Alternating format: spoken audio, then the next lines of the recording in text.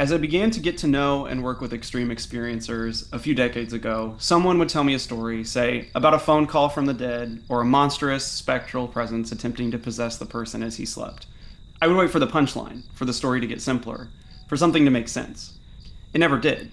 As the person came to trust me and tell me more and more of the story, it never got simpler or more reasonable, much less explainable. It just got stranger and stranger and then stranger still. They never make sense. I eventually learned to accept this confusion, mostly by coming to terms with the deep weird, by not coming to terms with it. I no longer think it can be explained by any of our academic methods, be they scientific, social scientific, or humanistic. None of them work.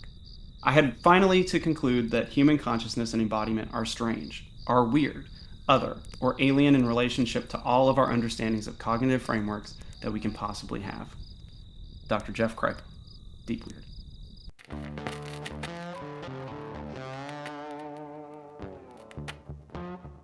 Every culture has its ghosts, its legends, its mysteries.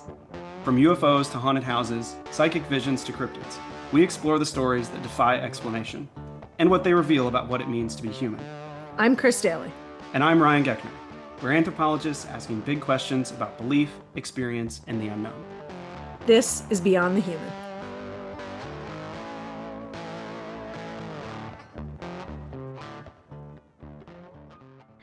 Hello and welcome to Beyond the Human. I'm Chris Daly and I'm here with Ryan Geckner, and we are two anthropologists trying to, figure it all out. I guess I'll start off by just saying a little bit about myself. So I am an anthropologist. I'm actually what's called a medical anthropologist, which means my work lives somewhere at the middle of medicine and culture, or biology and culture. I'm not completely on either side. I kind of look at things from both perspectives.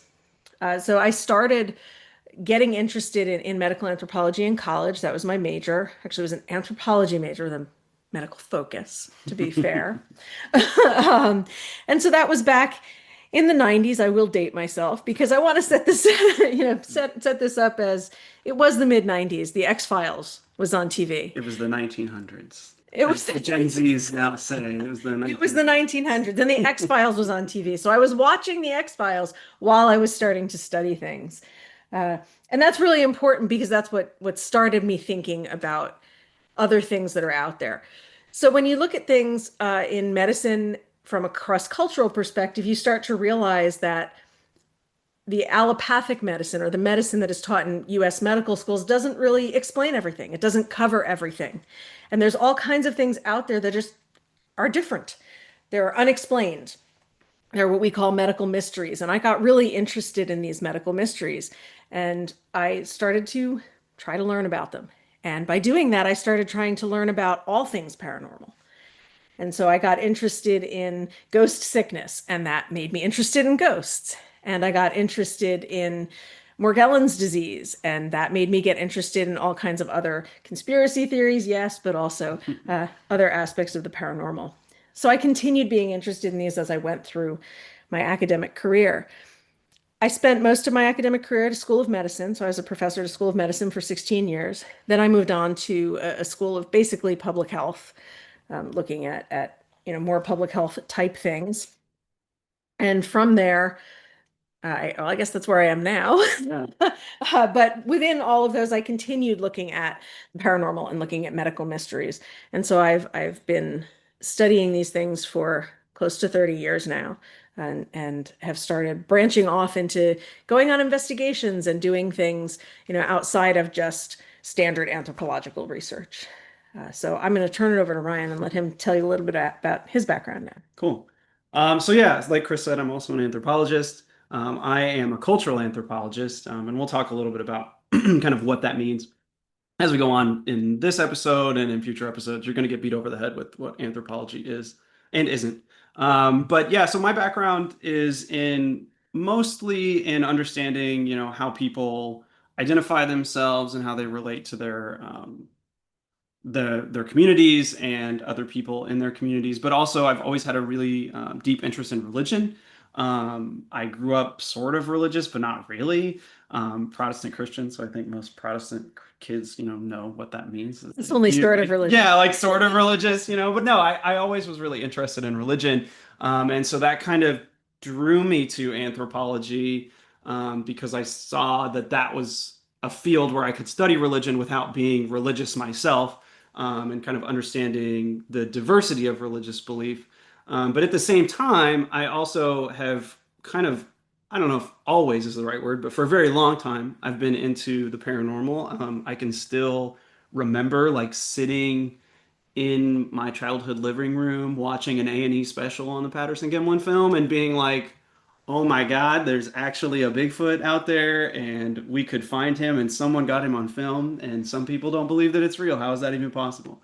And so like I always kind of was interested in watching shows like that and grew up watching Ghost Hunters.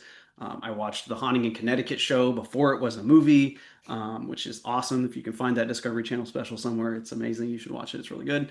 Um, and so that kind of runs through all of my sort of academic training in different ways. I've always kind of been interested in, in addition to religion, finding, the ways that people believe about the paranormal in other communities and things like that. And I also have done some investigating. We'll talk a little bit about sort of our experiences with investigating, or kind of one sort of case study of that in our next episode. So stick around for that if you want to hear about kind of us from the investigator angle rather than the more academic angle. But that's basically me. As you listen to these episodes, you're probably going to hear more about me, and Chris too. So, stick around and you'll learn about, all the crazy, weird stuff we've done. So I guess let's kind of, now that we've introduced ourselves, kind of talk about why we wanted to do this in the first place. Well, it was my idea. I was gonna say why you wanted to Yeah, do why I wanted to do this. Chris took a little bit of convincing, but here we are. And I think for me, it kind of comes from like two places. Studying anthropology, we talk about these things called cultural universals, and these are things that you can see when you look around the world in any culture. You can find, a handful of things that any culture is going to have. Whether that be, systems of organization or, economic systems or kinship structures or all of these things, right? One of the things that I think is the coolest of the cultural universals is this belief in the paranormal, right? So like it doesn't matter where you go in the world, if there are people doing things somewhere, someone believes in some stuff that Western science can't explain. and Whether Western in medicine. Western medicine, yeah. And so like whether that's, ghosts or Bigfoot or whatever it is, it doesn't matter where you go, you will find someone who believes in that stuff. And I think that's really interesting. I think, we're in a weird point with the humanities and the social sciences, where people seem to not think we're valuable anymore for some reason. And it's like, we could be talking about ghosts all the time. Why are we not doing this? So there's that. And then for me, the other thing too is like, I think there's an assumption in sort of in like, popular paranormal circles. Like if you talk to people who are really into the paranormal, for the most part, there is this kind of feeling that academics don't believe in the paranormal and that academics don't take it seriously. Or only And the fringy yeah, academics or are or only the interested. fringy academics are into it. And I think generally speaking, that's true. That academics do kind of try to keep some of this at, arm's length. Even anthropologists who like, as we go through our episodes, you'll find that we'll talk about anthropologists who study different aspects of the paranormal, but never quite go so far as to say, well, maybe that's real. Yeah, Are these we can ghosts talk real? about what we believe in. We can talk about what Right, other people believe in. right. But I actually think there are some fields of study that are a little bit more willing to look at certain paranormal things. Mm-hmm. Astrophysicists might be looking at things happening in the sky, Yeah, might yeah. be looking at aliens and things like that. And so I think there are certain fields of study where it's more okay. And it's interesting because I think it's more in what people consider to be the hard sciences, the bench Yeah, sciences, yeah. where that seems to be more okay. And yet, as anthropologists, we're supposed to talk about what those other people over there think about, not what we may or may not believe. And that's a really weird dichotomy that Hmm, I don't hmm, fully understand, but I definitely think we need to talk about it. hmm. Yeah, yeah. I think too, like the thing about, studying people over there, I think that one thing that we'll talk about too is that, we want to recognize also that like people in your own backyard are believing in the paranormal. And so, we will talk about, the the culture of ghost hunting in the United States and Europe and Western countries. How people what that how people investigate gives us ideas about what they believe about the paranormal and things like that. And so we want to try and kind of show that, again, this get back to this universality idea that like everybody believes in the paranormal, whether we want to talk about it or not.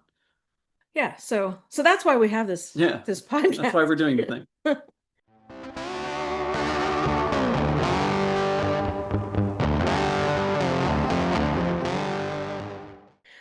So I think it's important if we're going to do this from a more anthropological perspective, we should probably talk about what anthropology is, Hmm.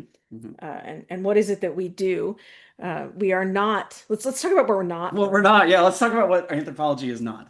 Um, okay, archaeology is part of anthropology, but neither one of us is an That's archaeologist. right. We're not. Just We're not. because a lot of people, that's the first thing you think about. No. And I love Indiana Jones just as much as the next I do. person. I do too. But that's not me, and Nope. that's not what I do. Nope. So when we look at anthropology, there are what are called subfields in anthropology, and archaeology is one Hmm. of those. Hmm. And it's not one that either one of us is really a part of. Hmm. Um, there are folks who study past human societies. Hmm. They look at the material remains that people leave behind. That's why you think about going on digs and things like Hmm. that. We don't do that, or at Nope. least I don't. I don't do that. I don't do that. Um, It's way too dusty for me. right. So but archaeology is one of the classic subfields. It is.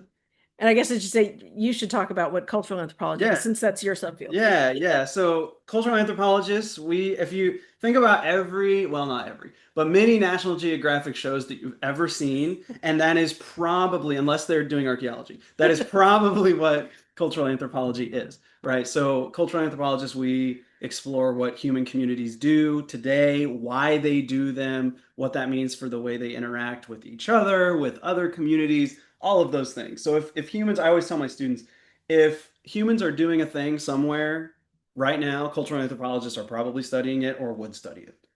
Um, and I like to just to take like one step back. I think, one thing that I always tell my students too is that, anthropology can really be boiled down to studying humans everywhere throughout all time. So if humans have ever done a thing and we want to think about it, anthropologists can find a way to study that thing. Anthropologists will write a book on it. Yes, we will. Yeah, we will write a book on Almost no one will read that book it.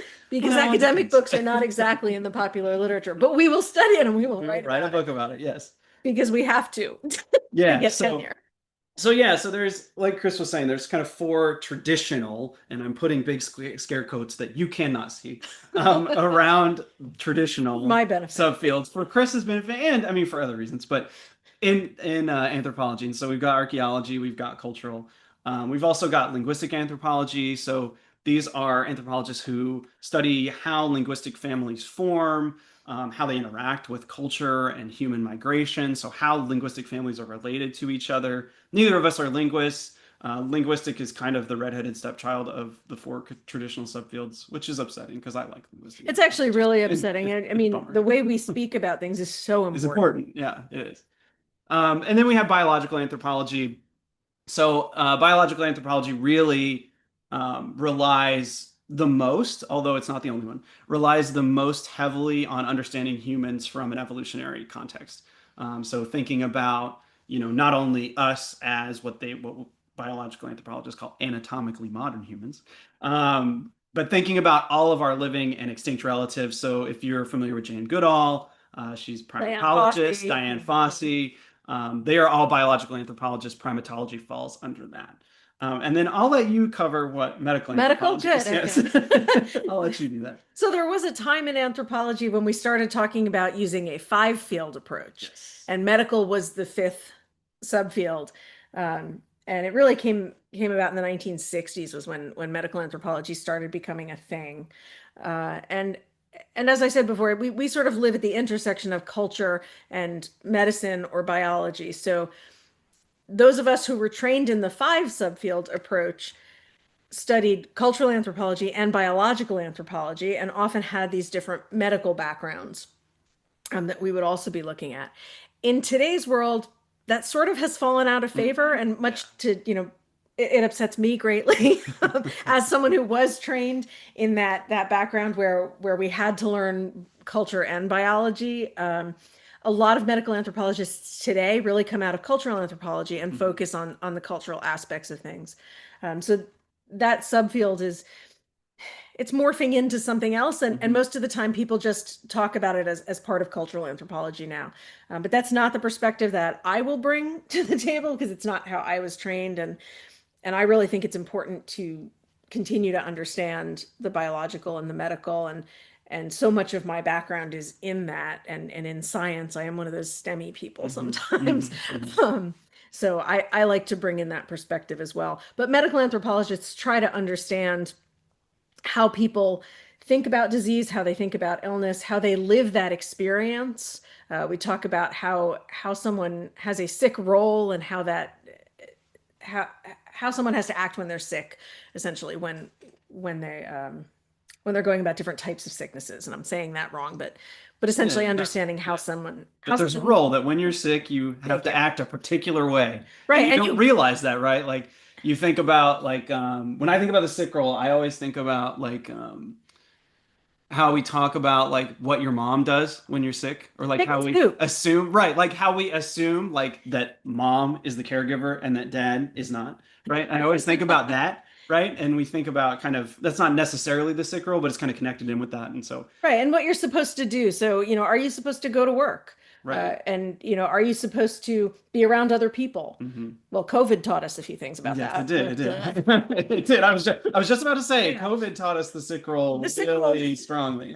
yeah, and that's of course infectious, but there's Right. other kinds of being sick, and Yeah. so medical anthropologists try to understand those different kinds of things, but also how people treat illnesses across different cultures, and how people understand those illnesses.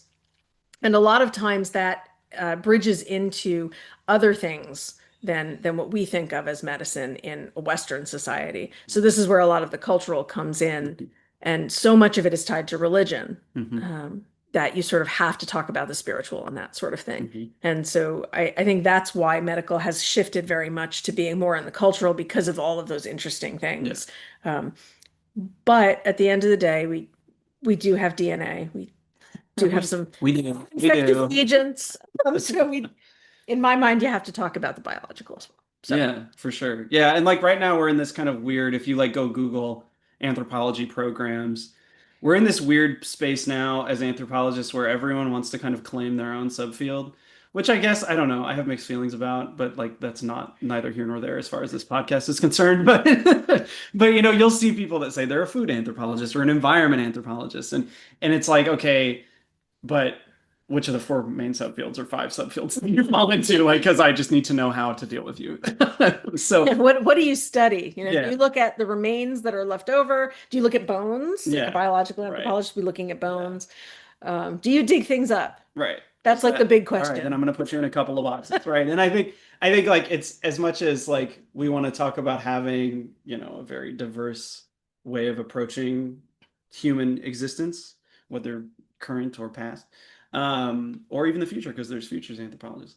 Like I think we are really we often boil everyone down into the four main subfields, like because even Right. like you said, like medical gets just lumped in with cultural Yep. now. So, but yeah, that's kind of like the four big sorts of ways that, or the five big sorts. See, I'm even doing it. See, those are the five main ways that we kind of break up what anthropologists do. But we're going to talk about another one on this podcast, and that is xenoanthropology. Yeah, we are. We're So going to we spend have more an time, episode coming up on that. which is awesome. Yeah, it's going to be It's cool. going to be all about It's aliens. going to be So super for those cool. of you into that.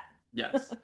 And so I guess now we can kind of, now that we kind of have laid out sort of what anthropologists do, or the way that we sort of break down um, the different things that we study, I think it's kind of important for us to give our listeners an understanding of what it means to have an anthropological perspective. Because I think that's like kind of we've been teasing that a little bit in like our backgrounds and the things that we're interested in, right? Because anthropology is one of those fields where you can kind of study anything if humans are doing the thing, which is cool. That's what I think is the best about anthropology. But the reason that anthropologists can do that is because we're kind of trained in a set of skills and perspectives that allow us to do that. And so we wanted to kind of give a handful of some of those that will be useful for understanding the way that we approach the paranormal, and our own experiences. And so first, we'll start with the cultural approach. So anthropologists, whether you are a cultural anthropologist or not, you're studying culture in some way, because culture influences the ways that humans do all of the things. And you may even be studying cultures of other primates. Right, It doesn't exactly. even have to Right. be modern humans. And so I have kind of a definition that I use for culture that's my own kind of cooked up definition that's And every cultural anthropologist has a definition of culture that is theirs alone, and they all differ by like one or two words. like a couple of words, and mine is like really too much. It really is. I'll admit that. It is a lot. So when I talk about culture, I talk about it being a shared system of dynamic symbols molded and learned through the daily experience of members of a group.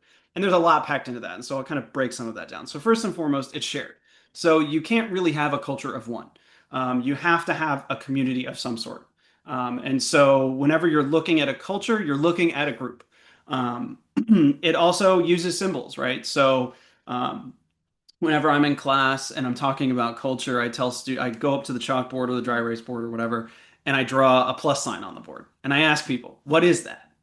And usually I get, some variation of, "Oh, it's a plus sign." Sometimes someone will say it's a graph, and then I'll go and I'll extend that vertical line just a little bit, and then I'll say, "Okay, now what is it?" And some people will be like, "Oh, it's a cross." Or it's And a lowercase or it's a t. lowercase t. Yeah, we'll get that too.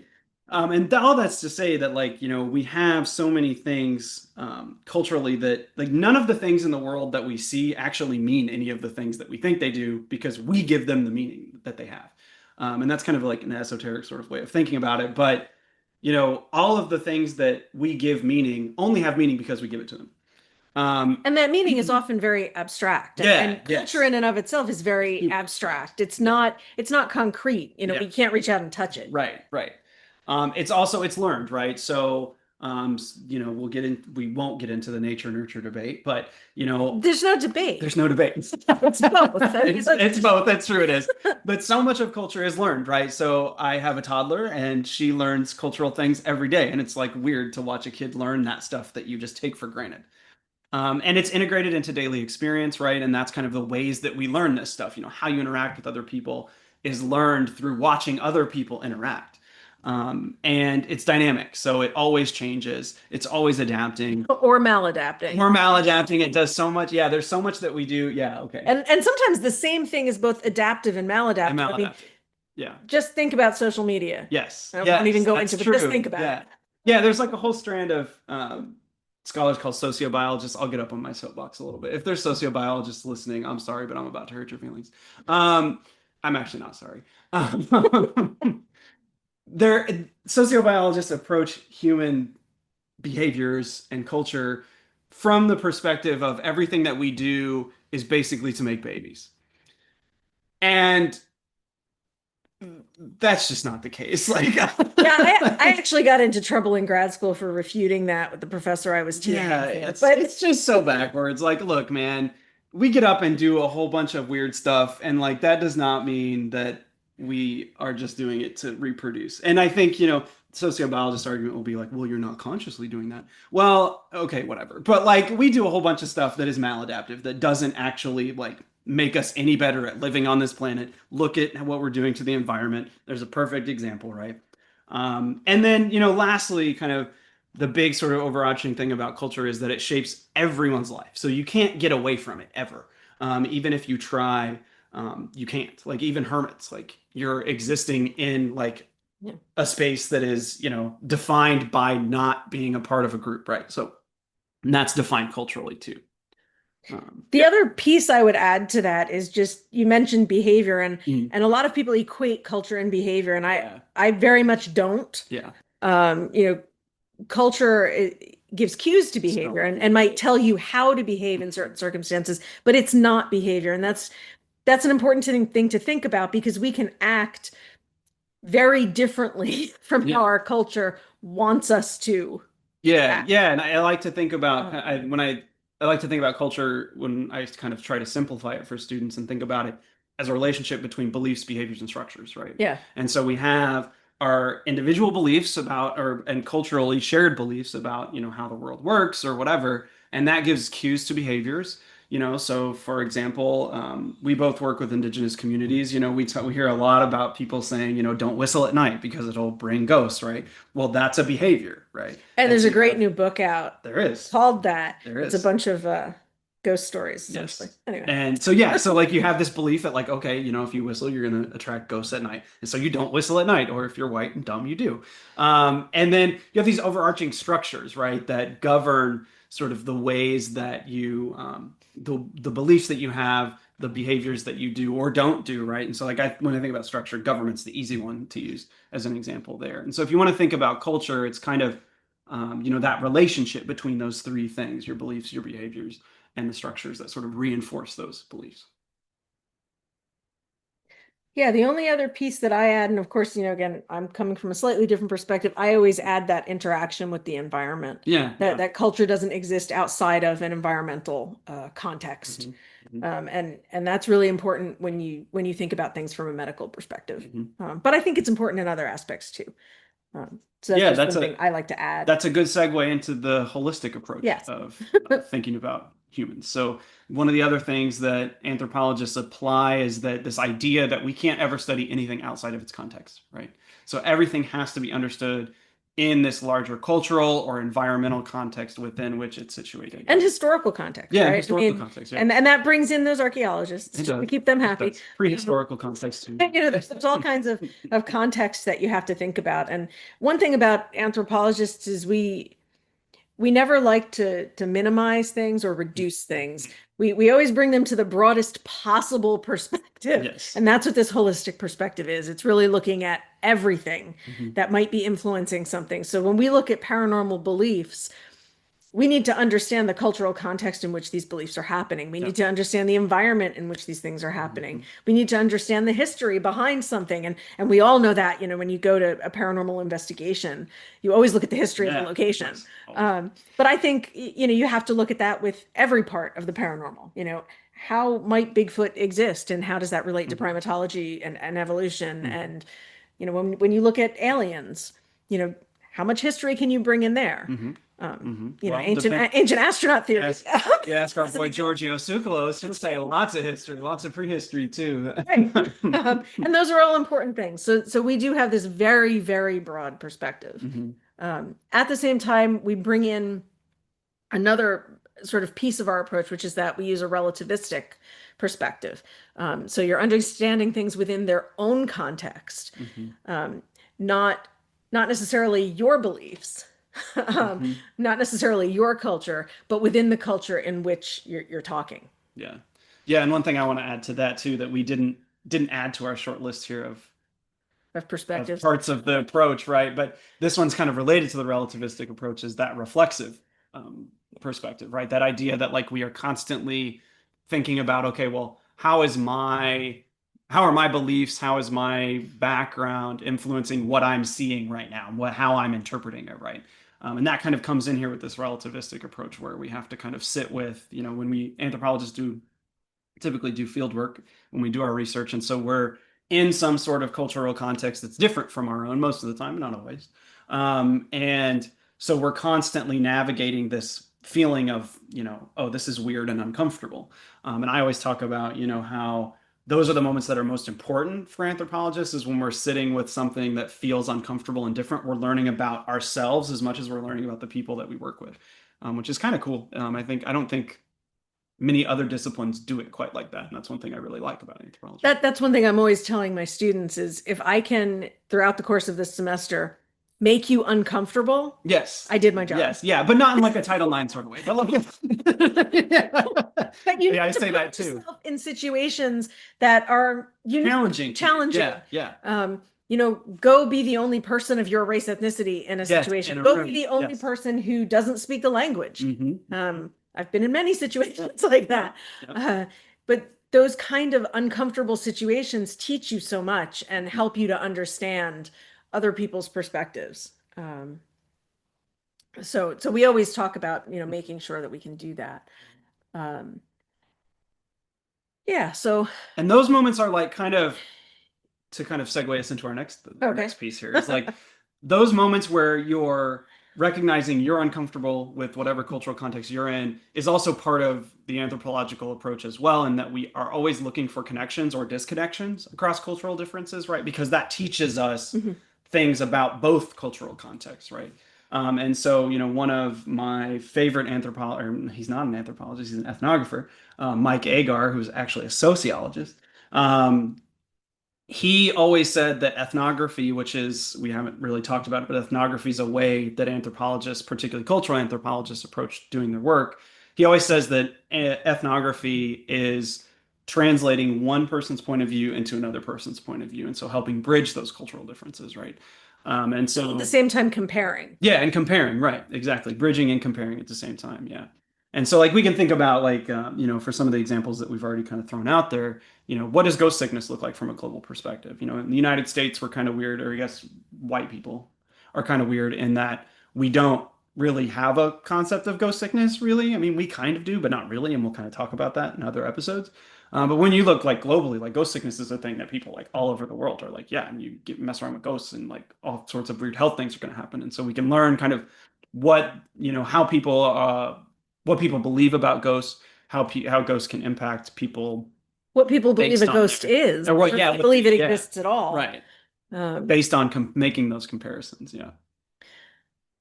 yeah, and so we do take that comparative approach to sort of everything we look at. So, we might be talking about different cryptids Hmm. across the world. Yeah. We're going to look at comparing them. Hmm. And, if you have different ape-like creatures in different parts of the world, what's similar about them, what's different, and how is that influenced maybe by the people around those various figures? How are their beliefs shaping how someone perceives that primate to be? Yeah, and like how specifically with, Bigfoot and related cryptids, is like, do people believe that it's a flesh and blood creature? I mean, that's like Right. in the Bigfoot community, that's kind of like a big point of contention. You have the flesh and blood hypothesis folks, and then you have I think they're kind of pejoratively referred to as the woo folks, that believe, a more um, sort of spiritual, or some people say that he's like an interdimensional thing. Some people argue that he's like some sort of elemental spirit or whatever, And that's we kind of definitely have to do an episode on interdimensionality because yeah, we do. I need to bring some physicists. But yeah, so like that's one of the things too that we can like pull on as we sort of think about what it means to have an anthropology of the paranormal. So I guess we should probably talk about what it means for something to be paranormal or supernatural. We could. Yeah. Are we going to talk about methods at all? Oh my goodness. Ah! That's so No funny. offense. I'm a Yes. methodologist, which means I design studies and I Yes. design studies for myself and for That's other people awesome. I and did it's what I skip love that. doing. And you skipped I methods. skipped it. My bad. My bad. My bad. These cultural people are always skipping the methods. Yeah, it's because we just go hang out with people and talk and stuff. Like that's just what we do, man. Like it's not more complicated than that, right? But okay, so the important piece about that is participation. Yes. Um, Anthropologists, on the whole, believe that you need to get out there and do it. Yeah, gotta do the And thing. that you will hear a lot about from us Yeah. in our next episode when we're going to talk about the Sally House, um, and specifically our investigations there because we led investigations there for several years. Mm-hmm. But the important piece of that is that participation. If you want to learn about ghost hunting, go Mm-hmm. do it. Mm-hmm. If you want to learn about Bigfoot, go look for him. Yep. Maybe you can talk to him. Mm-hmm. You might be able to. If you want to learn about aliens, get abducted. I don't know. No, I will not be doing that. But go look, look up in the sky sometimes. In other words, anthropologists always learn by doing. Mm-hmm. And I think that's a really important part of our methodology for approaching anything paranormal. Mm-hmm. Yes, we do interviews. Yes, we do focus groups or group discussions. Yes, we do surveys. We do all of those kinds of things. But at the core of everything that we do, it is that participation. It is getting out there and doing it. Mm-hmm. And learning as much about something as you possibly can from every perspective you possibly can, which means bringing in other people. It means bringing in experts from different fields. And that's something else we're going to do throughout this podcast is try to bring in experts from a lot of different places.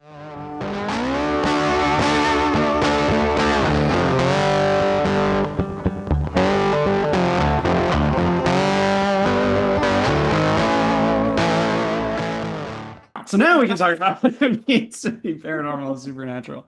Yeah, so I think this is something we talked about like a lot when we were sort of thinking about the podcast and thinking about what we wanted to do because Chris was like, okay, well, we have to talk about the medical stuff too. And she's right because because I wouldn't. Because otherwise, why would I be here now? Yeah, no.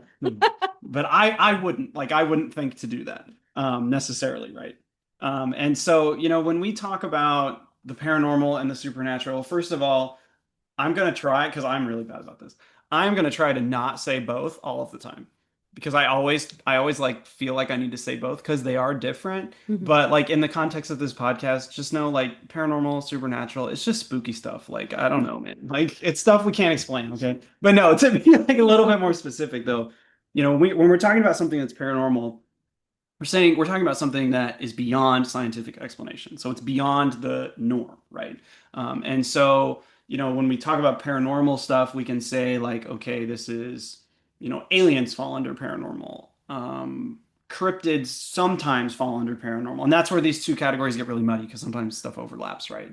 But then, on the other hand, we have things that are supernatural, and these are things that are beyond the norms of nature, right? So, are things like ghosts or cryptids sometimes, or And medicine fits in both. medicine fits in both too, right? And so Yeah. that's where these two categories, while they're like useful, are kind of there's so much overlap. They're like almost a circle in terms of a Venn diagram. It's just barely a Venn diagram.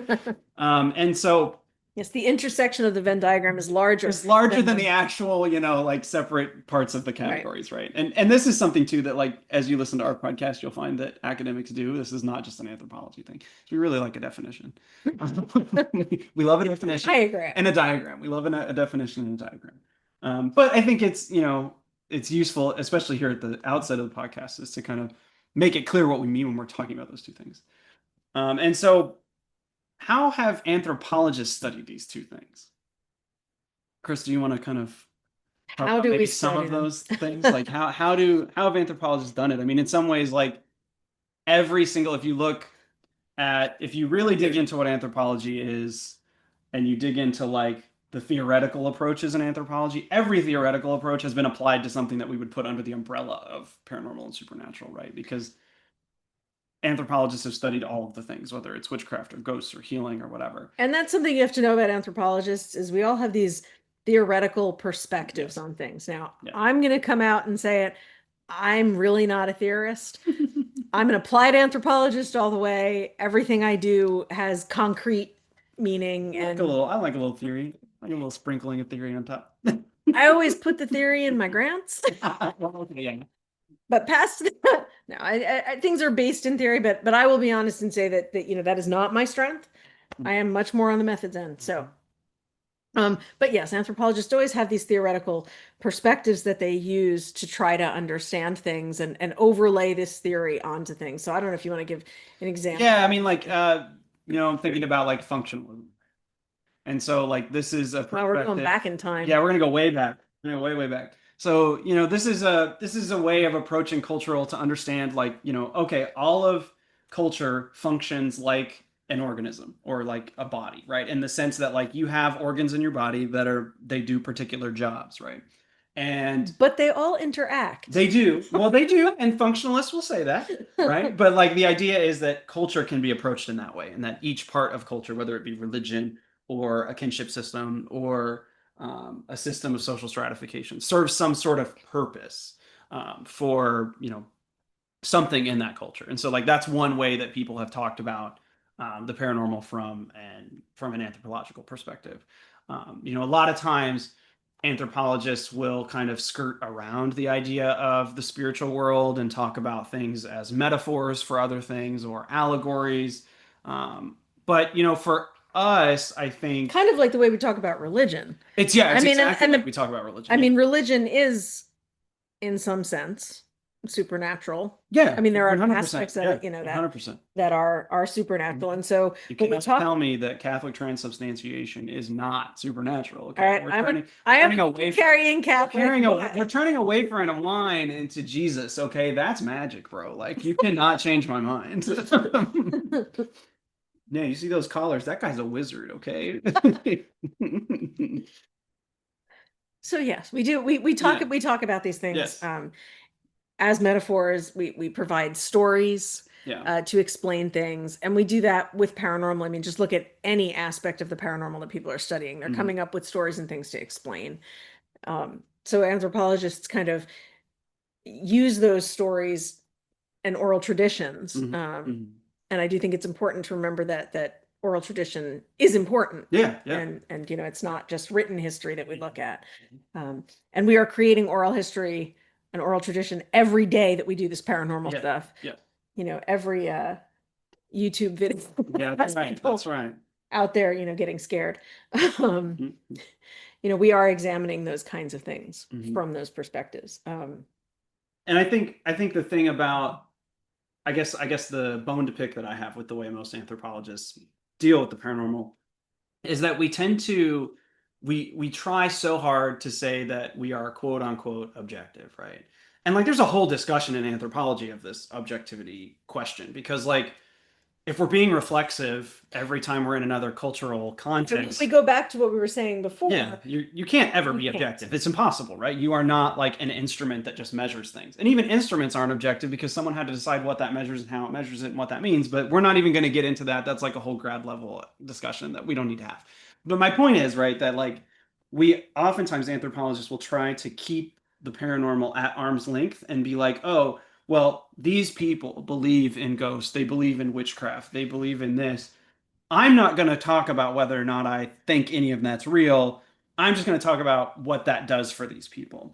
And For these people. yeah, for these people. And it sounds just as It, gross as that, it right? really And does. and I Yeah. think like the thing about it is like okay, fine, but at the same time, if you go take that, written account that some anthropologist puts together and you present it to this group of people that he worked with, they're going to be like, well, yeah, but witchcraft is real, dude. And like, I've had some experiences and I saw that ghost and I talked to my ancestors. And so it comes down to, for us, really, the lived experiences that people are having. Like, if someone tells me they're having an experience, like, okay, cool. Like, why do I get to say it's not real? And I think the quicker you accept that, the quicker you can actually study things. And the way more fun you can have studying this stuff too, because like if you can't sit with like, okay, maybe they are having experiences with ghosts, like that's lame. Like you sit and back in your like ivory tower and say like, oh well, those people believe in that stuff, but I don't. It's like It's man, really easy ghosts are to real. it's really easy to do that if you don't go out and try to Right. experience it Yeah. yourselves. Yeah. And that's one thing, we've talked all about how anthropologists go out and we do things. Yeah. But then when we get into the paranormal, there are so many people who try to study it at arm's length. Yeah. Yeah. Instead of saying, I'm going to go out and do a ghost hunt. Yeah. And what's interesting about that is for everything else that we study, we would say, okay, go out there and do it. And then I think the thing too that's like funny, always funny to me, is like as soon as someone finds out that I'm like sort of into this stuff, they may be the most like, by the book, like super uber bench sciencey anthropologists when you talk to them, or they may study, something totally not related to the paranormal, like immigration or something, right?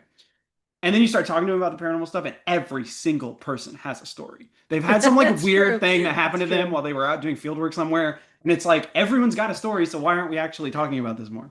Or in college campus buildings, Well, that too, yeah. because so many college campuses have haunted buildings, and we Yes, will talk about that on this we will. podcast. We will talk about that. Yes, we will.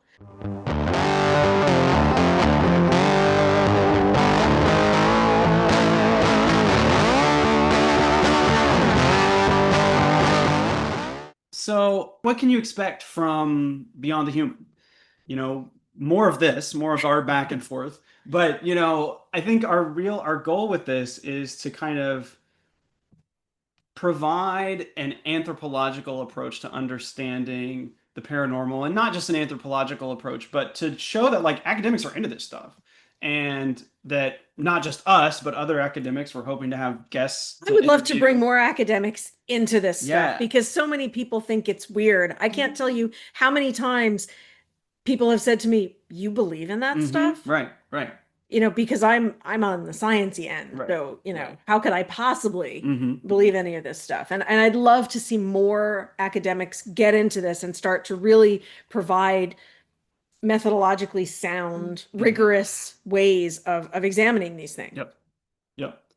And so we'll do that. We're gonna try and talk about our experiences with the paranormal, both investigating and just other experiences we've had. But we're also trying to use this as kind of an opportunity to start, some research that's related to the paranormal, and kind of understanding what people believe. And Chris, you want to talk about that a little bit? Sure, because everything I do, I have to turn into a research study. Has to be a project. It has to be because I've been doing this way too long.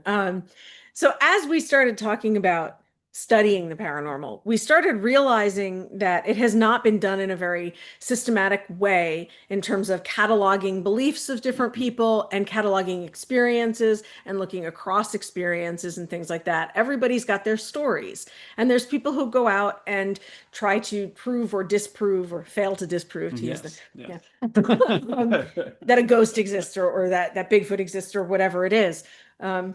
So we wanted to start to catalog some of these beliefs. And so I started thinking about, what do we need to do? And I started talking to Ryan and talking to some other folks that we deal with. Um, and we decided we want to start an actual project where we collect this information. So we're going to start uh, something, it's a database essentially. Mhm. And we're going to be surveying people about their beliefs in all different kinds of things that are out there, and doing some follow-up interviews to ask people about beliefs and about their experiences and what's happened. Add to that evidence. Mhm. We're going to ask people to provide us with evidence. We're going to come up with some way to vet that evidence to make sure that, Yeah, yeah. we're looking across it in a similar way, and put all of this into a database that ultimately will be online so that other people can go into it and look at it and try to understand, you know, different aspects of phenomena. So maybe, I'm most interested in looking at a medical mystery, so I'm going to look across those data. Mhm. But somebody else might be interested in ghosts, and so they're going to look at that. Mhm. And so we'll do a variety of surveys, a variety of interviews, and collect different evidence. And we'll put all of this together so we have numbers, quantitative data for those of you who like numbers. We'll have some qualitative Boom. data for those of you who like qualitative data. And we'll have some visual data and hopefully Mhm. some audio and things like that, so that we can really start to look across things in a more systematic way. Mhm. And we're going to be asking all of you to Mhm. participate and to help us collect the data. We're going to start this in hopefully October. Yes. Start asking people to fill out surveys, asking people to participate in interviews, and to uh, add to our collection of evidence. And we'll be starting with some evidence that we have, but hopefully Mhm. adding a lot more to it. And we're hoping to continue to do this over time. So it's called what's called a longitudinal study, which means we're going to look at things over time. So maybe we'll see some changing beliefs. Maybe we'll see how, different TV shows or YouTube channels might be influencing how people think about things, how people talk about things. But ultimately, we want to be able to provide people with a systematic examination Mhm. of all things paranormal. This could take a minute because, there's a lot of things Yeah. paranormal. Um, but ultimately, this would be something that people could go to and really start to do their own research, Mhm. Mhm. using some of the data we collect. Yeah, I think the cool thing about the database for me is like the idea, like when we've been talking about it, we want to cover like all of the things that fall under that umbrella. And obviously that will take lots of time, but I think, so much of the paranormal community is kind of fractured. There's lots of overlap between some things, but like I think there's not a really good idea of how people's beliefs overlap or interact with one another. And I think this is one cool way that we can kind of work Particularly towards from that that. cross-cultural Yeah, perspective. I mean, we'd definitely. really like to have people participating from all different parts of the world. We're going to Mhm. start in English because that's what we both speak. Yes, yes. Um, but I'd love to be able to translate this into other languages Hmm. so that we can gather evidence Yep. from a lot of different places. Um, and I do think it's important to gather the evidence in someone's first language. Yeah, I know everybody speaks English because, let's most face it, everybody does. Yep. everybody in the world, except the people in the US, have Yeah. realized that it's important to speak other languages. Speak other languages. Um, So, I do think it's important for someone to be able to speak in the language that is most comfortable to Hmm. them. Hmm. So ideally we would do some of that. And yes, AI can help us with the translation, Yeah, maybe, but maybe. I'd rather have people doing it. But yeah, so like if that's something that's cool to you or something that sounds interesting to you, whether it be participating or, analyzing the data, follow us on our social media. and you can kind of keep up with where we're at, what's going on with it, and when we start collecting data. Yeah, we're going to be asking all of you to help us by participating. Yep. So hopefully a lot of people will be interested and we'll be able to create something pretty cool. Well, that was a wall of sound. Hopefully hopefully you're not too bored with understanding what anthropology is. We promise that will be important later. It will help you understand us, is what it will do. It will help you understand why we talk about the things way that we do. So thank you for joining us on our very first inaugural episode of Beyond the Human. We've got some really interesting episodes coming up. So as this episode It'll be has far kind more of paranormal than yeah. So like this episode, we really wanted to kind of ground the podcast in kind of our academic backgrounds and kind of give you a sense of where we're coming from when we think about the paranormal, because I think we come at this a little bit differently from a lot of people in the paranormal podcast space. There's a lot of paranormal podcasts out there, lots of them that we love. But there's, not as many people talking about it from this sort of academic angle, which we think can be useful for folks who want to, study the paranormal in a more systematic way and also look at things cross-culturally. So this episode was kind of geared toward that. Our next episode is going to be about our experiences investigating and running public investigations at the Sallie House. Hey, maybe some of you have done them with Maybe us. you have. That'd be super we cool. did it for, what was it, about 5 years? 5 years, yeah. So yeah, our experiences running those public investigations at the Sallie House in Atchison, Kansas. If you've never heard of it, I will be shocked. But you'll hear all about it next episode if you haven't. And then after that, we're gonna jump into some more contested illness, medical mystery territory, and we're gonna talk a little bit about Morgellons disease, which I'm sure you've heard of, and if you haven't, I'll be again surprised at that too. But yeah, that brings in the fact that not everything we're going to talk about necessarily has a, ghost origin or alien origin. It's spooky, but it's not always spooky in that way. There you go. Medical mysteries, many times are things that we just haven't figured out. Yeah. Yep. Or my favorites are the things that Western medicine, allopathic medicine, U.S. medical system, or Western, whatever you want to call it. Whatever. Has not yet figured out, but other people have. Yeah. Yep. And so that makes them a mystery to medical science in the United States, but not other places. And so to me, some of those are the most fascinating. Definitely. Thanks for joining us on Beyond the Human, where the strange, the supernatural, and the deeply human collide. If today's journey into the unknown sparked your curiosity, we'd love for you to subscribe, leave a review, and share the show with fellow seekers of the extraordinary. Have a story, question, or theory of your own? Reach out. We want to hear how the paranormal shapes your world, too. You can find us online at Patreon, Facebook, and Instagram. Until next time, stay curious, stay critical, and keep thinking beyond the human.